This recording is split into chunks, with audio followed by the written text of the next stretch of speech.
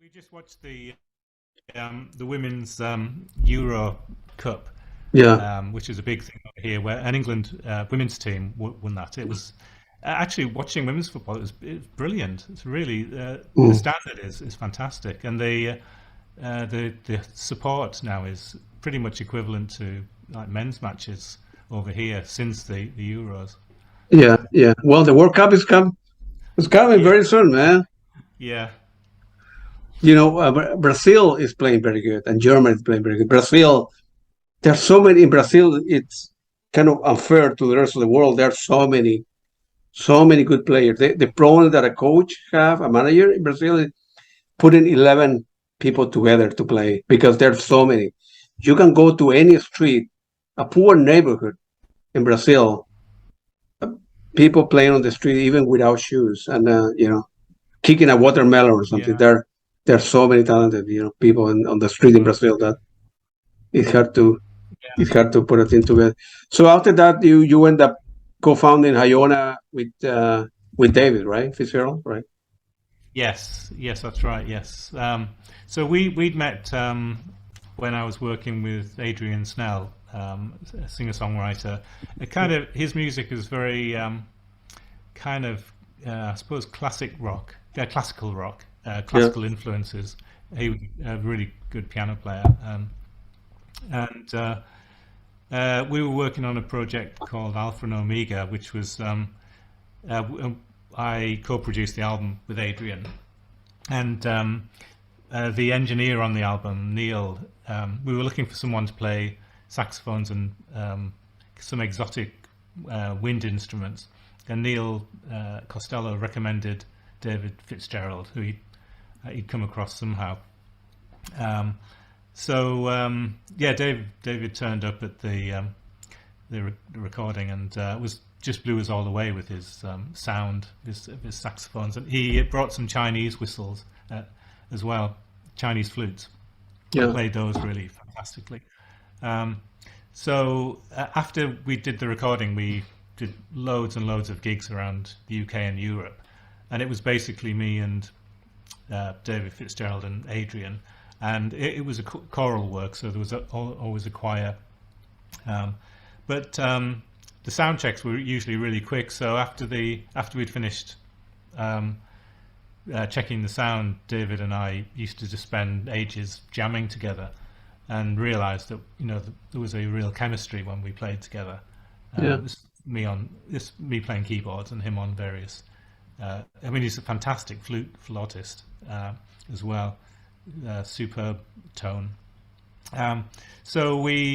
Gradually, when we were touring, we formed an idea that we should put our own thing together, and eventually that became Iona. The first Iona gig was just the two of us, um, and then we discovered Joanne Hogg, who'd worked with Adrian Snell, and she seemed the perfect fit because Oh, absolutely. Yeah. fantastic voice, but also really great on keyboards and acoustic guitar.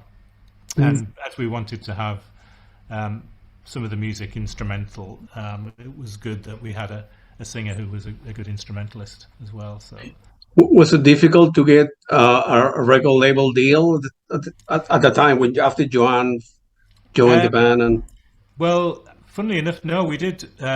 So we did one gig with the two of us, and then the first gig we did as a three-piece mm, was at a festival called Greenbelt in England, just on the fringe side of the festival in a small tent. But it was absolutely crammed.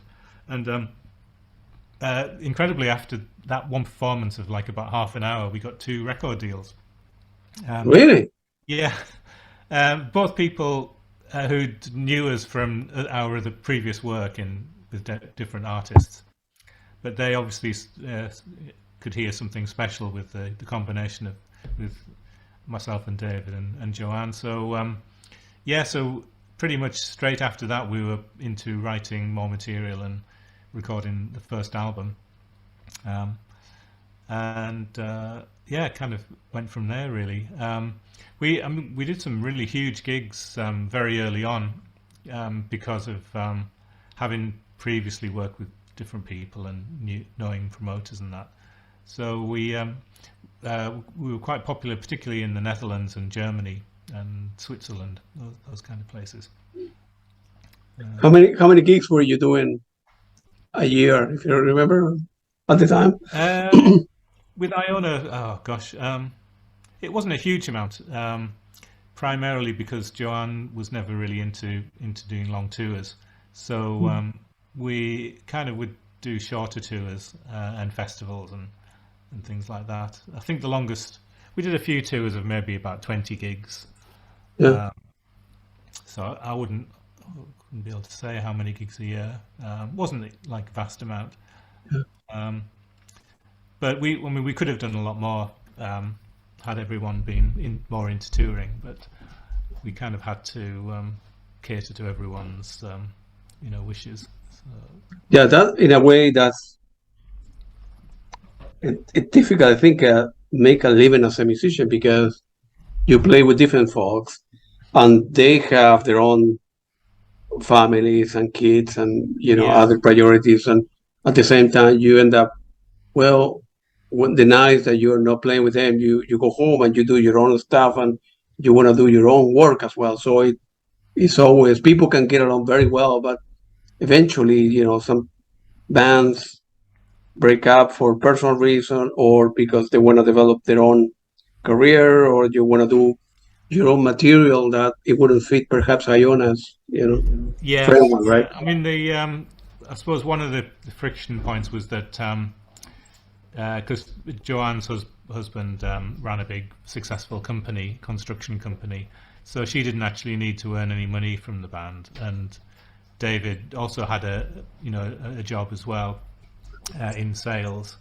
So I was the only one initially who was a full-time musician or earning a living from full-time. So I had to spend time doing other jobs all the way through Iona, pretty much up until about 1995, when we got to a stage where, because I was also doing a lot of the administration side of the band, publicity and newsletters and booking gigs and everything. So so it was quite time consuming.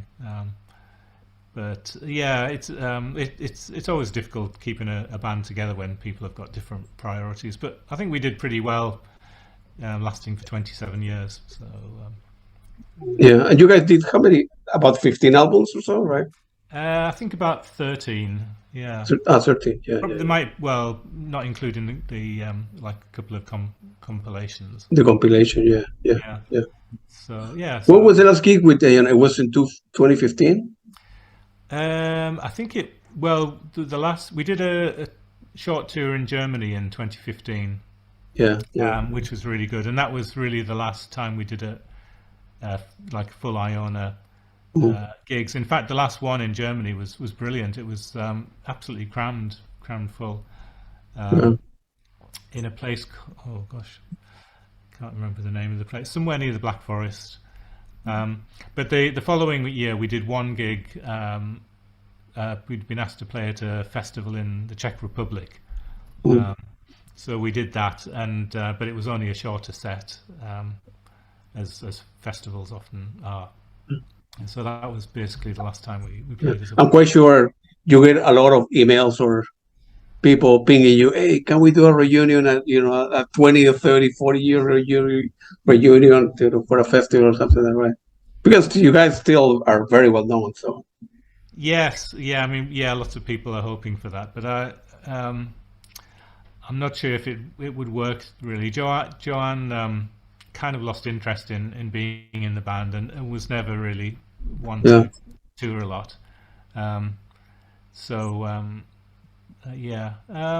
We when we stopped, we said we never say never, but trouble is everyone's moved on, and to make it work financially would require a lot of backing, so it would be a big risk, I think. Yeah. Like I said before, I'm a computer scientist. I have a safe job, and I go to the same office every day, and I'm okay. But you earn a living as a musician touring. You make money when you are on the road. People don't buy that many records or vinyls anymore. So the money is you need to do it. It's hard if you have kids or a wife or whatever. It's not that Yeah, easy, people. yeah. No, and there used to be. I mean, when Iona was doing really well, there used to be a lot of income. Well, even before Iona, from like publishing royalties. Right. Yeah. When people buy albums and when you play live, you get royalties based on that, and that money would basically tide you over whilst you were writing the next album, and not earning any money. So that would work really well. But in recent years, because of streaming, which doesn't really pay any income, appreciable income, there's lots of sales, but there's no income from royalties anymore. So there isn't that money that you can reinvest in writing the next album. So that's a really big problem, especially for new artists. Yeah. One of the solutions that I've come up with, and a lot of people have, is to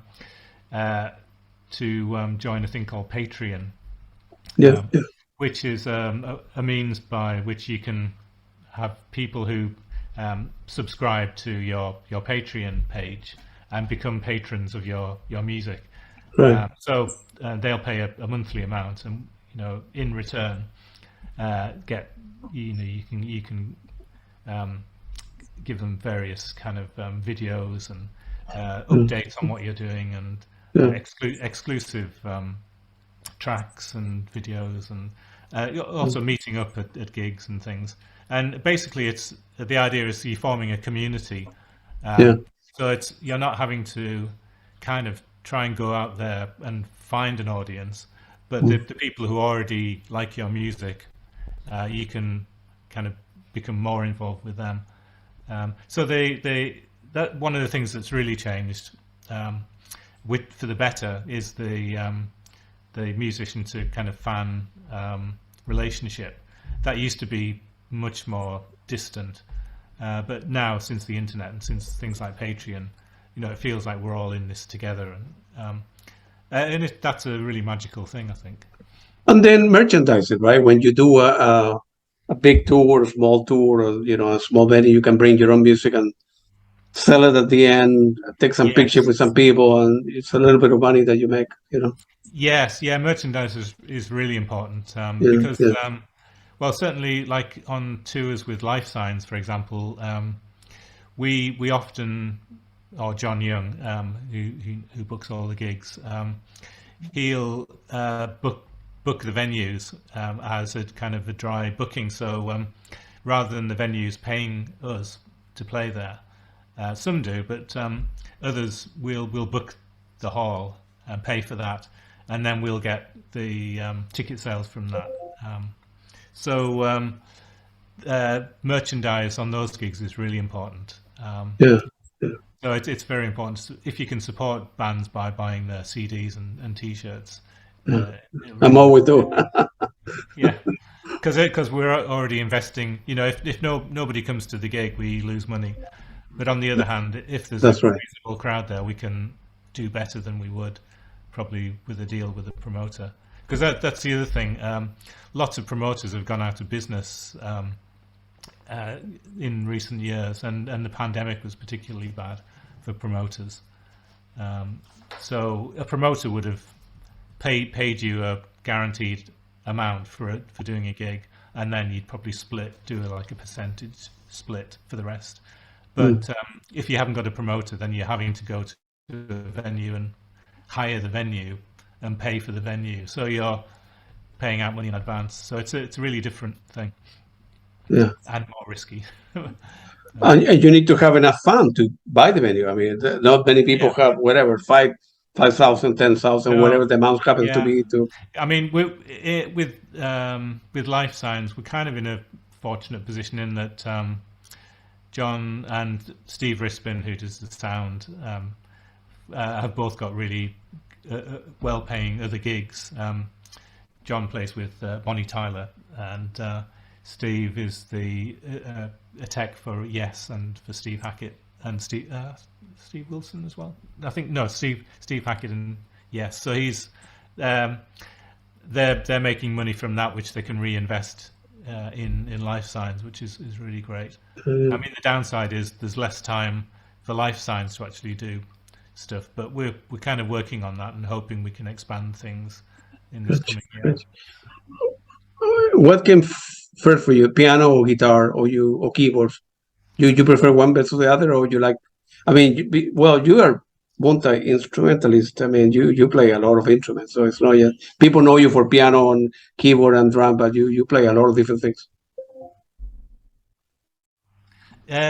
Yes, yeah. Well, piano was my first instrument, and I think if I was going to have a desert island instrument, it would be piano because I find it easier to compose on using the piano. But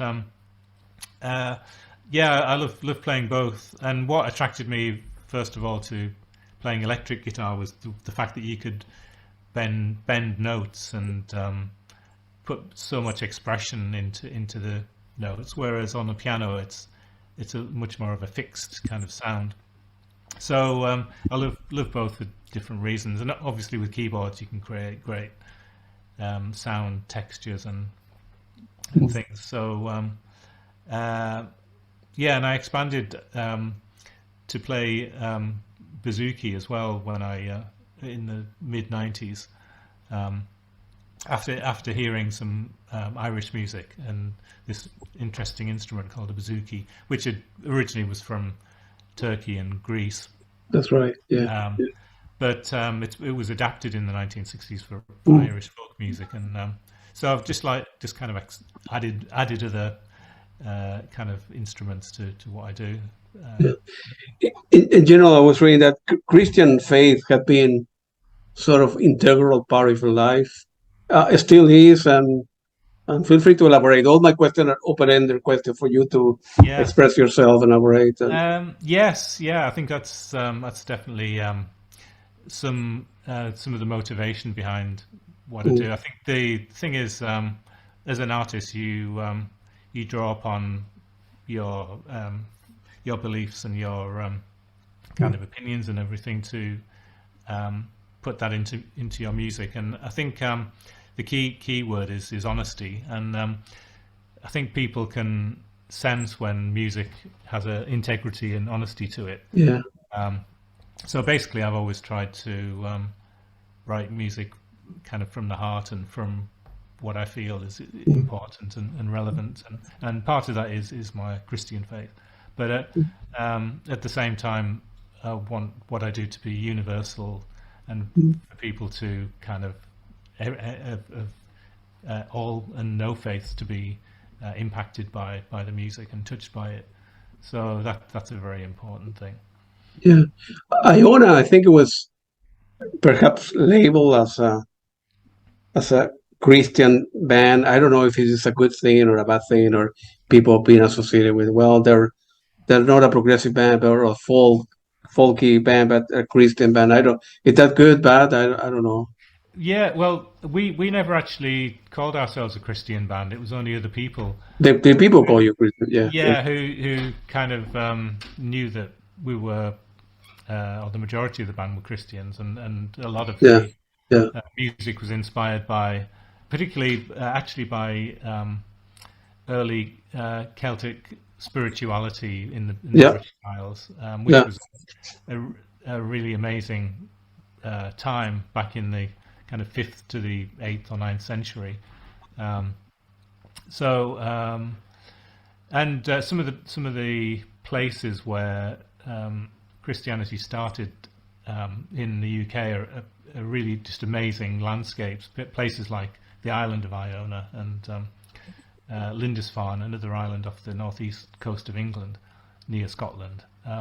These places have for over 1,000 years have had some kind of Christian presence there, and there's still I think recently they found the original 6th century site of the 6th century or 7th century church on Lindisfarne. So there's been kind of this spiritual presence in some of these places, and someone once described them as thin places, where the veil between earth and heaven is very, very thin, and you can kind of feel a spirituality there. Yeah. So I think that kind of thing was also very key in the Iona's music. Do you go to church often, or is it important for you, or not? Not at the moment. No. Yeah. Yeah, we're kind of in between countries at the moment. Actually, the last church that Sharon and I went to was Elijah Cummings' church in Baltimore. He was a quite well-known pastor and political advocate. And he sadly died a couple of years ago. But I was a big admirer of him and wanted to go to his church. He was the pastor of a big Baptist church. So we went there. I think it was just a couple of years ago. It was probably just before lockdown, because to get to church. I grew up in Latin America. I grew up in a Catholic family, and I studied with the Jesuits, back in the day. And but my beliefs have changed over time. I have more a spiritual relation with God than going to church or following all the principles that the Catholic Church tell me to do. I kind of don't do that. I mean, it's got to be a personal relationship, I think. Yeah. And we went to this Baptist church. We were the only white people there. It was on Christmas Eve. But there's something I've always loved about like black gospel music. Absolutely. It's so powerful, and it really touches your heart straight away. Absolutely. Yeah. When I was living in Leeds, I supplemented my income by teaching, and I taught loads of people in the African American Caribbean community. There was a big black community in Leeds, and I taught a lot of people piano and guitar there, and I just loved the whole vibe and the openness and the of that community. One of my pupils, actually, when Mark Walker became quite famous, a fantastic piano player. He's been on tour with Lionel Richie and all kinds of people. Wow. Yeah. Anyway, I think it's it has to be a personal thing, but it's also about just I don't know, something indefinable. We've tried with Iona. I think we tried to capture something that was indefinable in the spiritual atmosphere of the music. For me, religion is, I don't know. You don't have to go to church, I suppose. It's help people out, doing the right thing in life. Don't take shortcuts. Don't take advantage of people. If that faith is all about, it's common about all religion, whether you are Christian, Muslim, Jewish, or this or that, or helping people out, doing the right thing. I think is the common core of it, whether it's in music or in your professional life or a painter or whatever you do for a living. That's important. I think. I think we live in crazy times, right? So it's important to do the right thing. Yeah, I mean the awful thing is that now when you talk about evangelical Christianity in America now, that's got kind of quite a negative connotation, and it's connected to a political movement, which Christianity was never meant to be. I think if you, as soon as you start aligning to one particular political stream, then it kind of devalues the whole message of the gospel, which is for all people. Yeah. You still have your own record label? I think it's called Open Sky, or sort of. Although about 4 years ago, I kind of got to the stage where I didn't have time to devote to it. So we've got the name, but basically we work with Gonzo Multimedia, a company who now manufacture and release our albums, still with the Open Sky logo. But yeah, so it's not like a record label with big offices or anything like that. It's just the name under which we release our own albums. Yeah, I listened to your own solo album as well, and especially the last one is it's very good, man. I mean, you still had it, man. You still have a lot of in you to put all this together. It's very good, man. It's very good. Thanks. Yeah. Well, I suppose it was. It helped in a way that there was a lot of emotion to get out. Being separated for so long from Sharon, who's now my wife, obviously. But yeah, I mean, I've still got. Thanks to Patreon, I'm kind of working on new ideas for another album. And when I'm over in America in a few weeks' time, I've got a few other things to finish off mixing, but planning to do a lot more writing and get, really get ahead on the next solo album. That will be good. I saw a video recently. I don't know if it was listed on your website or I saw on YouTube. You playing recently with one lady. I forgot the name. Sally Mania. Sally Mania. Yeah, there you go. Right. I forgot the name. Yeah. It was very good, actually. Yes. Yeah. Thanks. Yeah. We do a lot of gigs together. At least we were. In fact, our biggest tour was scheduled for June and July 2020 in the UK. We had a 15 or 16 date tour, and that was all cancelled because of the pandemic. So gradually over the last year, we've been doing at least some of those gigs, rescheduling them. And we did a few, about 3 last month. But yeah, it's great working in the duo format with Sally because she's a great singer but also a great multi-instrumentalist. So that there's a lot more space to improvise and absolutely right. Any possibility of the two of you doing something like that here, and since you're going to be moving to America for a while? And I'm really hoping so. Yes. We need to convince her. Oh no, she'd love to come to America to tour. Absolutely. So we'd have to. I mean, the difficulty is getting a visa, or at least the expensive part. Working visa here is very expensive. I heard you need to. Yes. So if we can get a visa for Sally, and I'll have my green card hopefully, then we could look at doing something possibly later next year. But I'd definitely like to tour with Sally. The other thing is the problem would be getting all our equipment together because we take a whole load of instruments on the road with us, from percussion to keyboards, guitars, acoustic instruments. Doing gigs in Europe, going to for northern part of England or southern, or going to Ireland or Glasgow, and it's a lot easier. You got a band, but moving the equipment to the United States, to make it worthwhile, it's very expensive. Plus the fee that you need to pay for the visa. Yes. If you break even, you're lucky. Yes. So we'll definitely be looking into that though next year. That is one thing we're going to be seeing if we can make happen. We probably have to borrow some instruments, I think, from friends and things. But that's probably possible to do that. I really like that duo thing.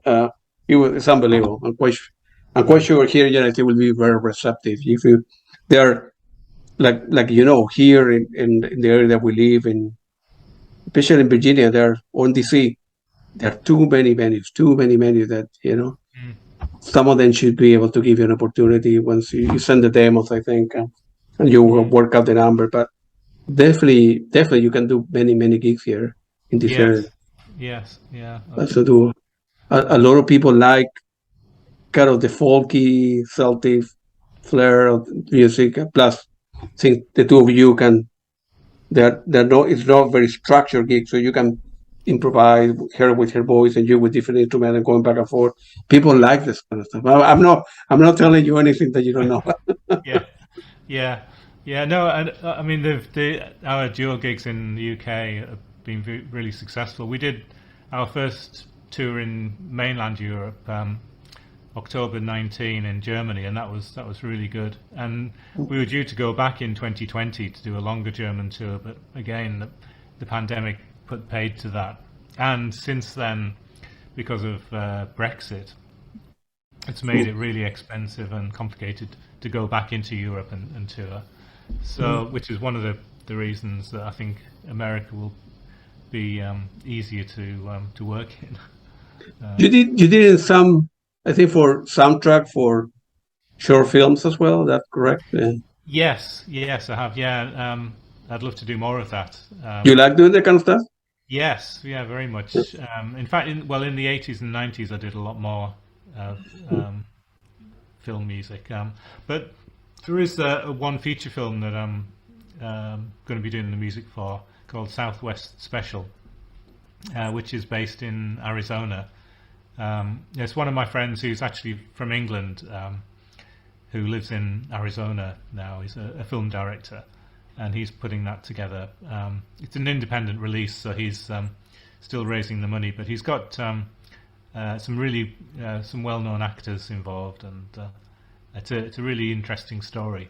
So Yeah. I've done some demos already for that, and hopefully we'll get. You prefer to know the movie, have the script in front of you, or having an idea in front of you, or this is going to be about this, and this, and that, and you go to your studio and start putting things together? Or you need So to yeah, well, so far I've been sent to the screenplay, a couple Oh, of yeah. different revisions of the screenplay, and then just thinking about, we're talking with the director about the musical direction, and we've kind of bounced ideas off each other for that. So we've got an idea of how it should sound.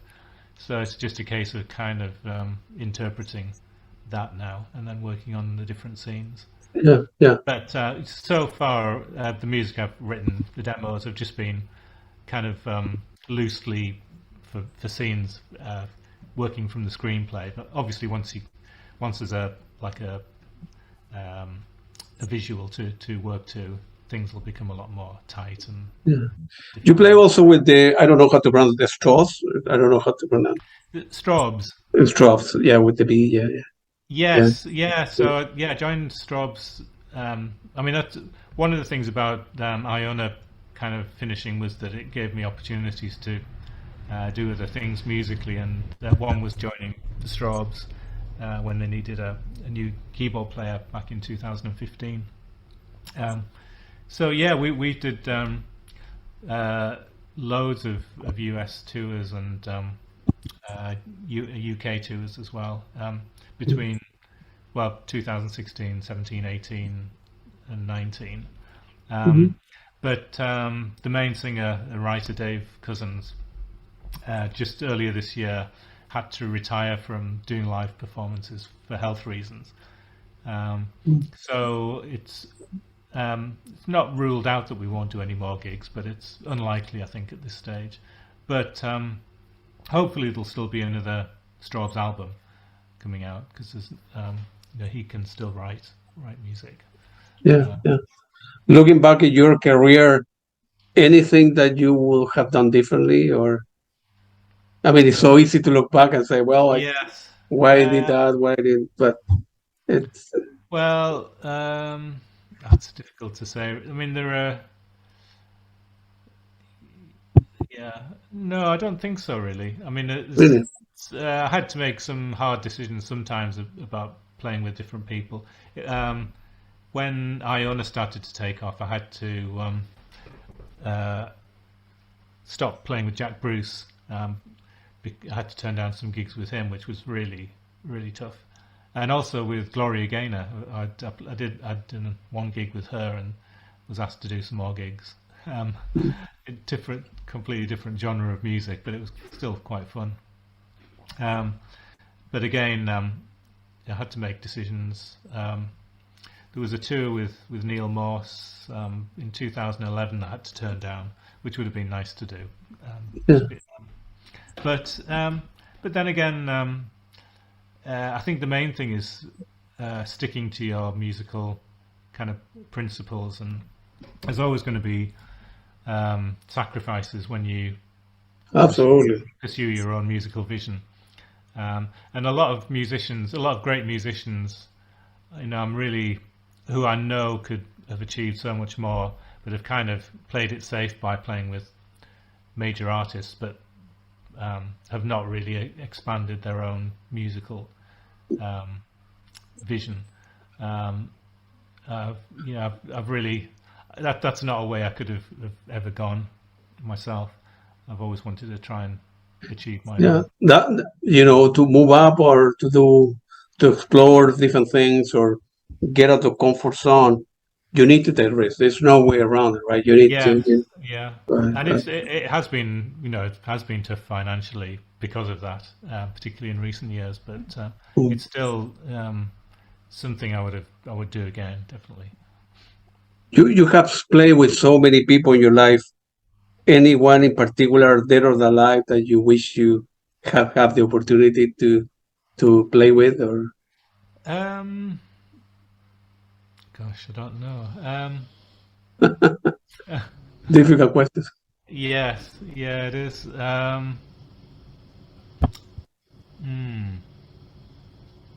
Or any band that you would like to open for, if you will, or be playing with. Yeah. It would have been nice to be playing keyboards in Yes. Yeah, absolutely. I think I was just a little bit too young to get that gig. Well, Rick Wakeman is still around playing. Well, many others. Yeah. But I think probably. I think if I'd done anything differently, it would have been maybe to just pursue my own music earlier, rather than later playing with other people. Because although there's all these great artists who, on paper it sounds like it would be great to work with, there's always, when you have a big musical personality who's got their own musical vision, there's always going to be a clash there, and absolutely kind of compromises. But there's musicians. There's one musician I'm hoping will be on the next solo album, who I've already spoken to, who's keen to be involved, if I can make it work financially. And that would be a bit of a dream come true, him being involved. But I won't say anything yet. Of course not. No, of course. But you guys help one another without money. I mean, I help you with the 3 songs, and then you help me down the road with this or that, without money, without fund being exchanged, or not? Or does it work? Oh yeah, that happens a lot. Yes, yeah, definitely. 2 musicians help one another. So. Yeah, that happens a lot, and I'm very thankful for people. Whenever I do an album, I try and pay the musicians as much as I possibly can. Yeah. But there, some people will just do things, for either a reduced rate or for nothing, and that's you always try and give something back to those people. Usually. And my last question: feel free to mention your website where the listener can buy your music, and feel free to Bandcamp or whatever you have, or your website name, right? So my website, which desperately needs updating, is davebainbridgemusic.com. But all the albums are available from musicglue.com /Iona, IONA. Then you can, there's my Patreon page, which is patreon.com / Dave Bainbridge. I got you. Right. If you want to support me on that. I can't remember what the Facebook page is, but just look me up on there. I will put the link in when I upload it. Yeah, but I can't believe you were at the Howard Jones gig, man. Yes. Of course I was there. He played at the Birchmere, and that's my favorite venue.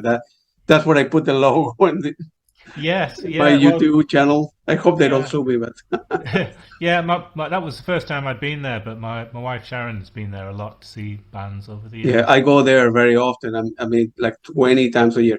That place is unbelievable. I mean, Yeah, it's a legendary. Everybody who is somebody on their life, somehow they started there. Every names started yeah, there playing the 70s when nobody knew them. The Beach Band was there for them. So it's yeah. an unbelievable. And then when you go, before you go to the gig and you see the walls of every, picture of people have played, it's unbelievable. Yes, yeah. It's like that at the Ram's Head in Annapolis. Yeah, Uh, the Rams where have to, yeah. yeah, there's just well, I remember seeing pictures of Pat Metheny on the Yeah, wall there. There's like pictures of all the jazz greats. I played yeah, there with Strawbs, and sure, yeah.